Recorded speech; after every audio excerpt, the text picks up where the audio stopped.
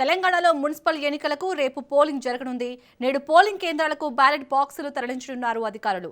7 కార్పొరేషన్లు 116 మున్సిపాలిటీలో ఎన్నికలు జరగనున్నాయి.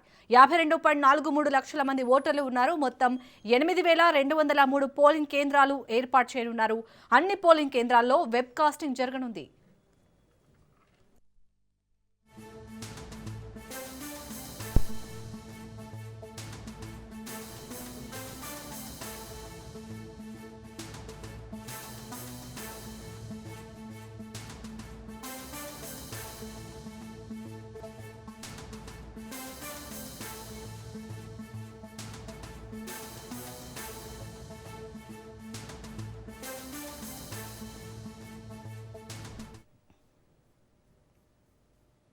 ఇక తెలంగాణలో అయితే మున్సిపల్ ఎన్నికలకు రేపైతే పోలింగ్ జరగనుంది. ఇప్పటికే ఏర్పాట్లయితే అన్ని పూర్తి చేసినట్టుగా అధికారులు తెలిపారు. సో మరి ఖమ్మం జిల్లా నుంచి మా ప్రతినిధి నవీన్ మరింత సమాచారం అందిస్తారు. నవీన్, సో రేపు పోలింగ్ జరగబోతుంది. అక్కడ ఏర్పాట్లు ఏ విధంగా జరుగుతున్నాయి? ఏవైతే సమస్యాత్మక కేంద్రాలు ఉన్నాయో వాటి దగ్గర ఎలాంటి పటిష్ట బందోబస్తును ఏర్పాటు చేశారు అధికారులు?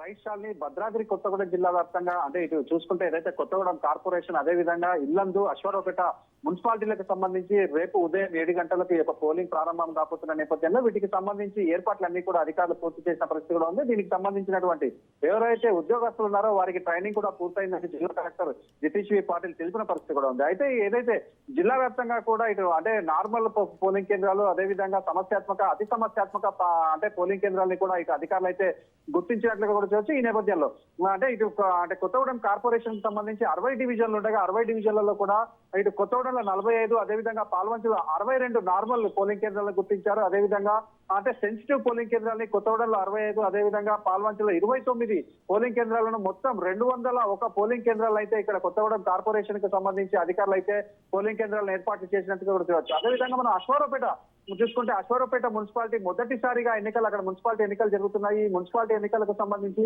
అక్కడ అంటే 23 నార్మల్ 12 అంటే సెన్సిటివ్ పోలింగ్ కేంద్రాలు మొత్తం 35 అంటే అక్కడ 22 డివిజన్ 22 అంటే వార్డులు ఉండగా 35 పోలింగ్ కేంద్రాలు అయితే అక్కడ అధికారులు ఏర్పాటు చేసినట్టుగా కూడా చూడొచ్చు. అదేవిధంగా మనం చూసుకుంటే ఏదైతే ఇల్లందు ముఖ్యంగా మనం చూసుకుంటే ఇల్లందులో అతి సమస్యాత్మక ప్రాంతాలు అంటే క్రిటికల్ పోలింగ్ స్టేషన్లను 19 గుర్తించారు.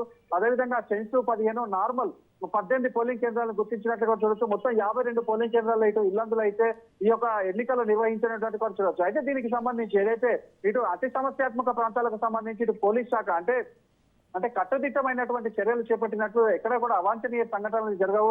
అంటే జరగకుండా అంటే భద్రత ఏర్పాట్లు ఎక్కువగా చేసినట్లుగా కూడా ఇటు జిల్లా ఎస్పీ రోహిత్ రాజ్ చెప్పారు. అదేవిధంగా అన్ని డివిజన్లకు సంబంధించి డిఎస్పీలు కూడా వీటిపై అంటే ప్రత్యేక దృష్టి సారించినట్లు కూడా మనం చూడొచ్చు. అదేవిధంగా మనం చూసుకుంటే ఈ యొక్క అంటే మొత్తం వీటికి చూసుకుంటే మొత్తం అంటే ఈ యొక్క పోలింగ్ కేంద్రాలకు సంబంధించి కొత్తగూడెం అశ్వారావుపేట నియోజకవర్గానికి అంటే అశ్వారావుపేట మున్సిపాలిటీకి సంబంధించి 45 పోలింగ్ ఆఫీసర్లను నియమించినట్లు అదేవిధంగా 126 ఓపీఓలను కూడా అక్కడ నియమించినట్లుగా అధికారులు తెలిసిన పరిస్థితి కూడా ఉంది. అయితే ఇల్లందులో 62 మంది పిఓలు 182 మంది ఓపీఓలని కొత్తగూడెంలో ముఖ్యంగా మనం చూసుకుంటే 60 డివిజన్లతోటి అంటే పెద్ద కార్పొరేషన్ గా ఉన్నటువంటి కొత్తగూడానికి సంబంధించి 241 మంది పోలింగ్ ఆఫీసర్లను అదేవిధంగా 723 మంది అంటే ఓపీఓలను కూడా ఏర్పాటు చేశారు. అదేవిధంగా అంటే పోలింగ్ అయిపోయాక ఇటు కౌంటింగ్ కేంద్రం అంటే కౌంటింగ్ లో కూడా ఎటువంటి ఇబ్బందులు ఏర్పడకుండా అక్కడ సూపర్వైజర్లు కావచ్చు అబ్జర్వర్లు కావచ్చు వీరందరినీ కూడా ఏర్పాటు చేసినట్లుగా కూడా చెప్పారు. అదేవిధంగా మనకు సంబంధించి కలెక్టర్ చెప్తూ ఏదైతే ఇటు దీనికి సంబంధించి కలెక్టరేట్ లో ఒక అంటే సెల్లును కూడా ఏర్పాటు చేసినట్టుగా కూడా మనం చూడొచ్చు. ఈ సెల్ కు సంబంధించి